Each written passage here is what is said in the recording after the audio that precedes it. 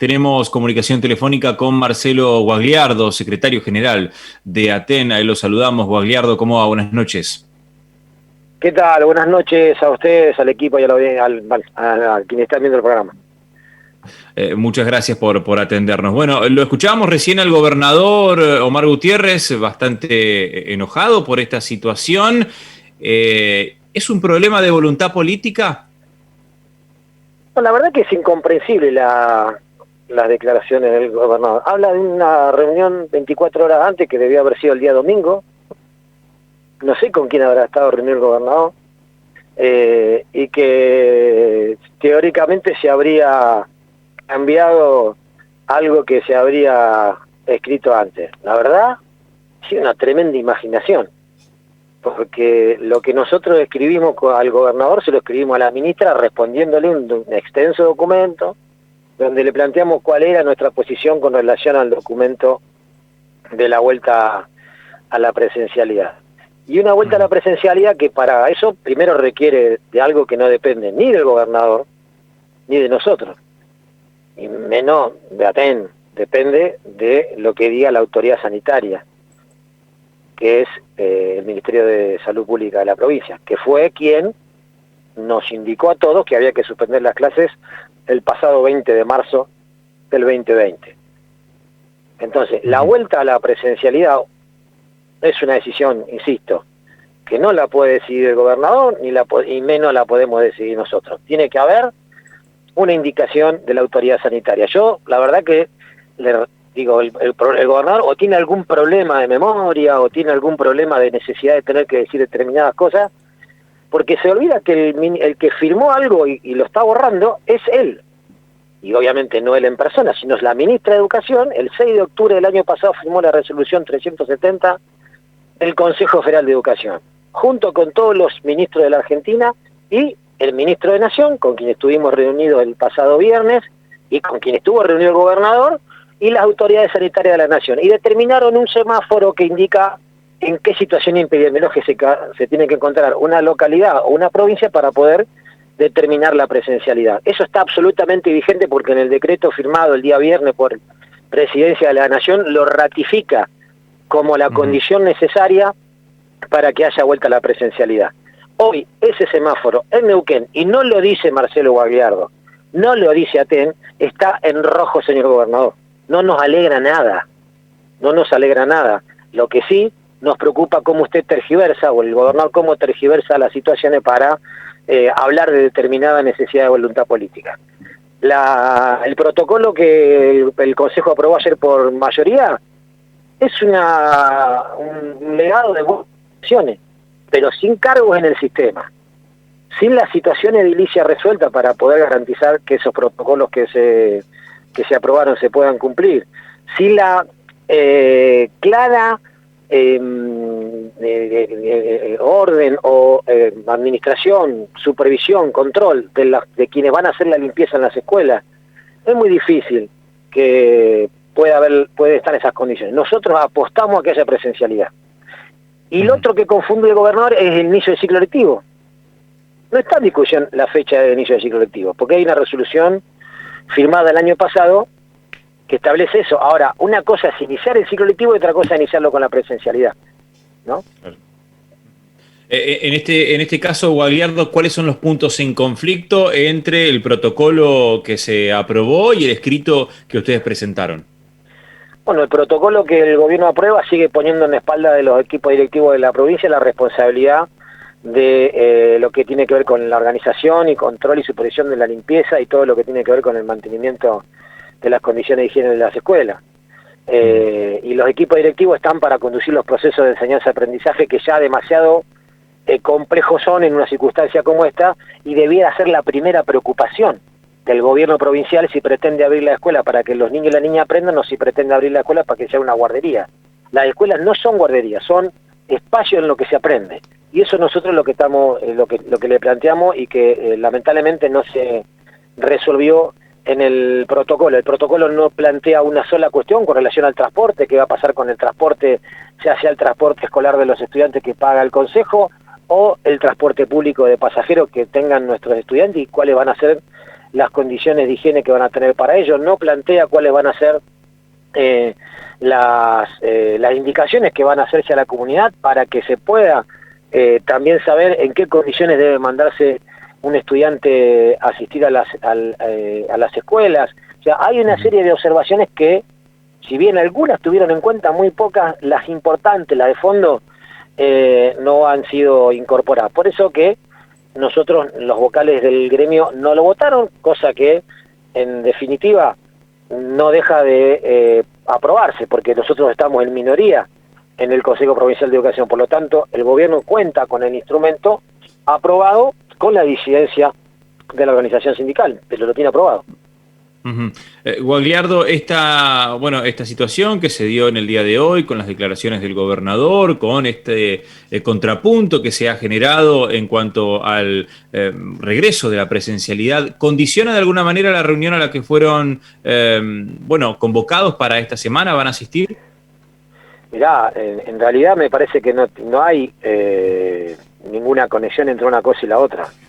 Como dije antes y lo repito, y si hace falta reiterarlo tantas veces como sea necesario, la vuelta a la presencialidad no es algo a lo que Aten se oponga, todo lo contrario, exigimos presencialidad, pero para eso no somos nosotros ni el gobernador, ni está en el protocolo que aprobaron, eso no se dice. Es más, ¿querés que te diga lo que dice la resolución?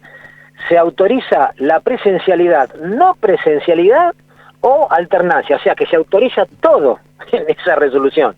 ¿Por qué? Porque no pueden decir que van a empezar las clases presenciales, porque para eso necesita el informe del Ministerio de Salud, que todavía no lo tenemos, y el que hay es desfavorable para la presencialidad. Y se lo digo a la comunidad que lo sepa.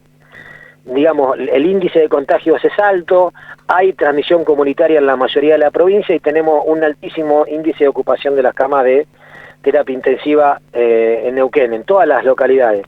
Y no lo dice quien habla, lo dice el documento firmado por los epidemiólogos, que fueron los que nos dijeron en marzo del año pasado, como antes comentaba, que había que cerrar las escuelas. Entonces, no es algo que dependa de nuestra voluntad. Nuestra voluntad es iniciar el ciclo lectivo en la condición que se pueda, si hay condiciones epidemiológicas, obviamente con presencialidad, y si no, virtualmente. Ahora, para eso tienen que darse condiciones, y una de ellas es que el gobernador dé cuenta de su voluntad de atender los problemas que tiene el sistema educativo provincial, entre los cuales está el 35% de congelamiento salarial de los trabajadores y trabajadoras de la educación. Ahora, si se solucionaran todos esos problemas, pero los índices de contagios continuaran altos como siguen, no solo en Neuquén, sino en todo el país, prácticamente en este escenario ningún distrito podría comenzar las clases presenciales o con una presencialidad alternada, para decirlo de alguna manera. Exactamente, pero digamos, no porque lo digamos nosotros. Eso es lo que quiero que quede claro. Esto es lo que no está diciendo el gobernador, y como responsable máximo de la provincia debiera decirlo con todas las letras. Alguien tiene que decirle a la sociedad y a la comunidad la verdad de esto. La ministra de Salud no ha dicho nada, más que sacarse la foto el otro día en una escuela, que está muy bien, que todos queremos ver la presencialidad. Ahora, que Salud nos diga que hay condiciones para volver a la presencialidad y que ese semáforo ahora ya no sirve más. Pero digo, ese semáforo no lo inventamos nosotros. Ese semáforo lo firmó la ministra Storioni. Es el gobernador el que firma con la mano y borra con el codo. ¿Qué tiene que pasar entonces para que el 3 de marzo vuelvan los chicos, o por lo menos un reducido grupo, a las aulas junto a los docentes? Lo que tiene que pasar, primero nosotros, supongamos que estemos en una situación ideal, que todos los índices del semáforo que firmó la ministra Storioni den verde. Ojalá que sea así, porque nadie quiere que esta pandemia continúe. Entonces, eso sería lo que hace falta tener, insisto, desde lo que dice Salud, para poder volver a la presencialidad. Cuando volvamos a la presencialidad, obviamente vamos a tener quizás los problemas que tenemos habitualmente, que tiene que ver con los edificios, que las escuelas tengan agua potable, que estén limpias, que haya sanitización, que esté el personal necesario, que tengan los recursos para la limpieza. Todo eso que hoy no está, porque recién empezaron a distribuirlo. Creo que lo empezaron a hacer la semana pasada, y muchas escuelas todavía no lo recibieron, y algunas recibieron elementos de limpieza que los mismos directores nos dicen: con esto no nos va a alcanzar porque la escuela está sucia y sin limpiar hace un año, ¿no? Entonces, esa sería una condición para iniciar. Lo salarial no tiene que ver con la presencialidad o la virtualidad.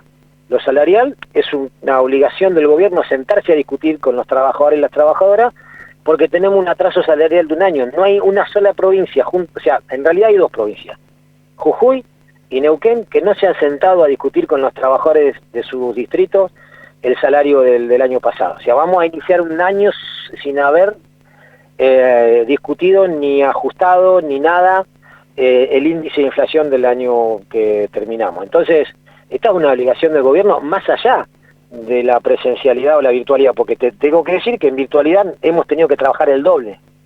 Por eso, entre otras cosas, queremos volver a la presencialidad. Porque el trabajo de la virtualidad... Sí. Sí, no, para pasar un poco en limpio, la situación epidemiológica y este semáforo al que usted hace referencia, Guagliardo, condiciona la presencialidad. La situación salarial y la situación edilicia, en este caso, condiciona el inicio de las clases el 3 de marzo. Exactamente.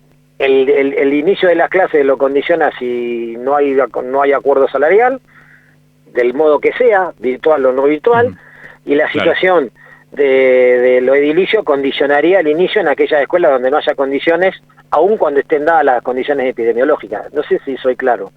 Digo, si nosotros llegamos a marzo y hay un acuerdo salarial, el que se logre, aprobado por nuestras asambleas, y se resuelve el problema y tenemos unos mejores índices, que no lo iré a decir yo, digo, lo va a decir la autoridad sanitaria, y nos dice, hay condiciones para empezar, las escuelas que estén en condiciones van a empezar, y las escuelas que no estén en condiciones no irán a empezar, pero tampoco porque lo diga yo, porque la misma autoridad sanitaria va a decir que esa escuela necesita tener baño en condiciones, con cloaca funcionando, con agua potable, porque son condiciones necesarias para una vuelta a una presencialidad en el marco de la pandemia, no hacer de esa escuela un foco de contagio.